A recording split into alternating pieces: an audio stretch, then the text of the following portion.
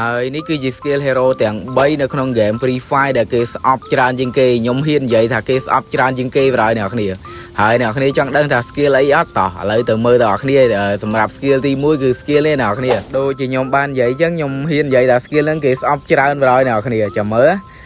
skill ហ្នឹងពេលយើងដាក់ទៅគេបានដល់ពេលគេដាក់មកយើងវិញមួម៉ៅចុយអីដូចខ្ញុំចូលចិត្តលេង skill ហ្នឹងដែរតែអ្នកនរយើងឥឡូវអ្នកនរយើងចង់ដឹងថា skill ហ្នឹងវេទនាប៉ុណ្ណាតោះឥឡូវខ្ញុំដាក់វីដេអូនេះឲ្យមើលមួយនេះគ្នាយើងមើលនេះឧទាហរណ៍បើយើងប៉ះគេ2នាក់ហើយគេដាក់ skill ហ្នឹងមកអ្នកគ្នាអាណាបាញ់ឈ្នះគេចូលម្ដង2នាក់ជាមួយគេបុក skill ហ្នឹងមកឧទាហរណ៍បើយើងប៉ះអញ្ចឹងគ្នាយើងចាំមើលនេះអាណាបាញ់ឈ្នះគេមក skill ហ្នឹងមកអញ្ចឹងអីនេះហើយបើសម្រាប់ skill ទី2វិញគ្នាយើងប្រហែលជាធ្លាប់ប៉ះហើយអា skill ដាក់មកម៉ាំងមួយវិលមុខបាទអ្នកគ្នាចង់ដឹងថា skill អីអត់នេះចាំមើលខ្ញុំដៃមើលនេះគឺអា skill នេះអ្នកគ្នាម៉ាអាហ្នឹងដាក់មួយមកវែង100ម៉ែដឹងមនុស្សទៅណាទៅណីទេនិយាយមែនអា skill ហ្នឹងពេលយើងហុំតកកពេលគេបាញ់យើងចិត្តអស់ឈាមយើងហុំតកកគេដាក់មកម៉ាំងប៉ើងដល់ដាក់មកម៉ាំងប៉ើងដឹងមនុស្សទៅណាទៅណីវែងដូចបាយថ្នាំអញ្ចឹង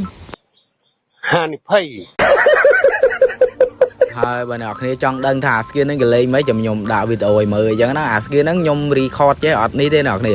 ដល់ពេលយើងប៉ះផ្ទាល់ក្នុង game យើង record ចេះយើងមើលឃើញអញ្ចឹងណាបើក្នុង game មិនមើលអត់ឃើញអ្នកគ្នាយើងដាក់មកម៉ាំងវែងហើយចាំមើលខ្ញុំដៃមើលនេះគ្នាយើងចាំមើលអាកន្លែងនេះខ្ញុំដាក់អាប៉ែនេះចិត្តងាប់ហើយជាមួយខ្ញុំរត់ចូលខ្ញុំចាំបាញ់អ្នកគ្នាចាំមើលអាប៉ែនោះបុក skill ហ្នឹងមកអានេះ record ផងណាបើថាក្នុង game យើងពោលលេងវិញគេថាវិលខ្ញាល់ឡើងទៅណាទៅណីទេហើយបើសម្រាប់ skill hero ទី3ដែលគេស្អប់វិញខ្ញុំធានាប្រហែលនេះអា skill Spider-Man នេះគេថាដាក់ម៉ាំងជាប់ជើងរត់មានរួចទេគេមកលោតមកដាក់លៀនសួរហើយអ្នកគ្នាអើយដល់ក៏និយាយមែនតែតែបើ Free Fire ដកអា skill 3នឹងចេញមែនគេថាល្អប៉ុណ្ណាទេគេថាខ្ញុំស្អប់ចុយអា skill ហ្នឹងអ្នកគ្នាអើយដល់ក៏ហើយគ្នាយើងណាដែលស្អប់ skill hero ហ្នឹងកុំភ្លេច comment ឲ្យខ្ញុំដឹងម្នាក់មួយផង skill hero ទាំង3ហ្នឹងគ្នាយើងស្អប់ឲ្យមួយណាជាងគេគេថាខ្ញុំស្អប់ទាំង3ប្រហែលម៉ាណាលេងគ្មានឈ្នះគេទេតែគេបើ skill ហ្នឹងមក